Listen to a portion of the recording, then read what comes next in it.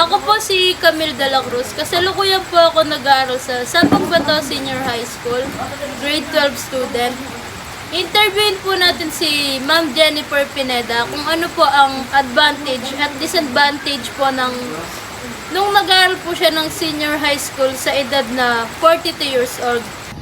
Ako po si Jennifer Pineda. Nag-aral ako ng grade 11 and 12 dyan sa may senior high sa Sapang Bato, Angeles City kasi mga 42 years old ako noon. Tapos kami mga estudyante, mga 80 lang ata yung mga estudyante noon. Tapos 2 section lang kasi yung namin doon, yung cooking at saka yung computer. Yung pinag-aaralan namin. Ako napunta ako sa call center noon. Tapos yung iba kong kaklase sa may nagbe-bake, baking sila. Ilang taon na po kayo na nag-aral po kayo? 42 years old. At anong year po kayo nakapag-aral? 2017 hanggang natapos namin yung 2 years. Ano po yung dahilan nyo? Bakit nyo po pinagpatuloy yung pag-aaral nyo? Kasi nga, nung high school ako, hindi halos ako nakapag-college. Halos lahat ng mga experience ng mga kaklase ko nakatapos sila. Pero sa amin kasi magkakaklase, wala naman yung common nakatapos ka, ayas ka sa kanila. Hindi ganun. Kami magkakaklase ng mga batchmate namin. Gaya nila Sir Gil, iningit nila akong mag-aral kasi nga sabi nila, total hindi ka nakapag-college. 2 years naman yung course na yun. Parang nakapag-college ka na rin. Tapos, siyempre, nagdalawang isip ako kasi nasa edad na ako. Yung mga kaklase ko, alos anak ko na sila, ganun. Pero, sabi ko sa sarili ko, kung papayag yung mga anak ko tsaka asawa ko, sige, go ako, papasok ako sa senior high. Pumasok ako, nag-aral ako. Yun yung dahilan ko yung, kasi nga gusto kong magkaroon ng experience, yung kung anong pinag-aaralan ng mga college, ganun. Parang college na rin daw yung senior high.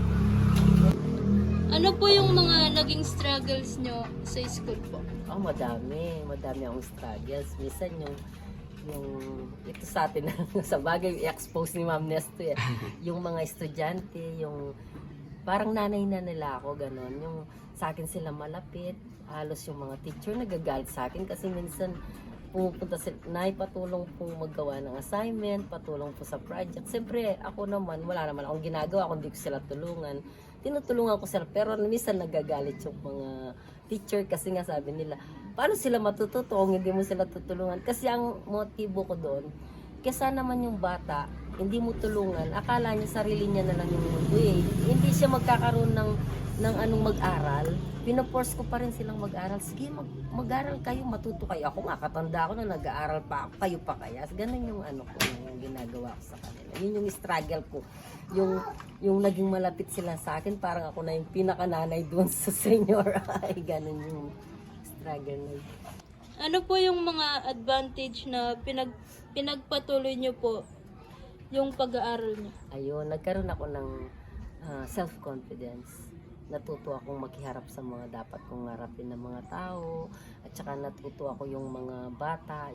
Siyempre, yung mga anak ko na disiplina ko, pati sila sumusunod sa pagdidisiplina ko. Yung pag sinabi kong may gagawin tayong project, nay, sa bahay nyo na lang tayo maggawa, sabi niya.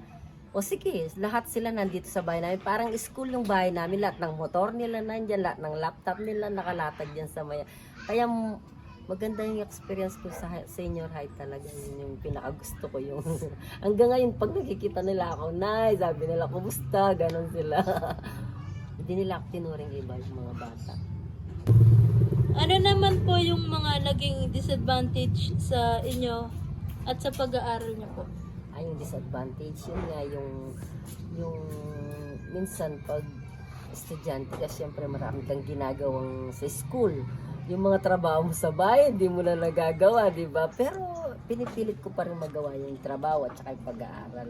At saka yung nawawalan ka ng oras sa pagluluto, pag-aasikaso sa bahay. Pero buti na ko lahat yun, nakaya ko lahat.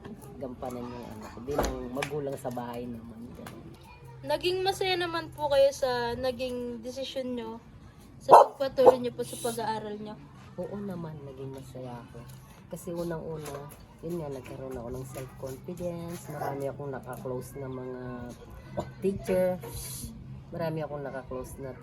Tapos yung mga parang kapatid ko na yung mga estudyante, yung mga teacher, at saka yung ibang parents nagkakaroon sila ng yung ay gusto rin namin mag-aral ka mukha mo ganon yung Motivation. motivation nila, sabi ba't hindi kayo mag-aral, sabi ko hindi nakakahiya, huwag mong ikahiya basta makakatulong sa'yo, sabi ko nga sa kanila. Tapos pag marami ka pang natututunan yung mo sa mga bata, sa mga apo ko, sa mga anak ko, pag nagtatanong sila ng mga at least meron akong alam na isasagot, ganun yung ko, yung gusto ko dun sa, pero yung maraming advantage talaga sa akin tsaka disadvantage, pero nakaya ko pa rin, nakasurvive ako bilang senior high pa rin, ganun sa senior high yun. Ang message ko lang sa mga magulang tulad ko, kayo may edad na gusto mag-aral, pagpatuloy nila, basta wala silang natatapakan na tao, nasasaktan na tao. Para sa iyo rin naman yun, hindi naman para sa kanila eh. Kahit pagtawanan ka, kahit sabihin nila, ay katanda-tanda na nag-aaral pa.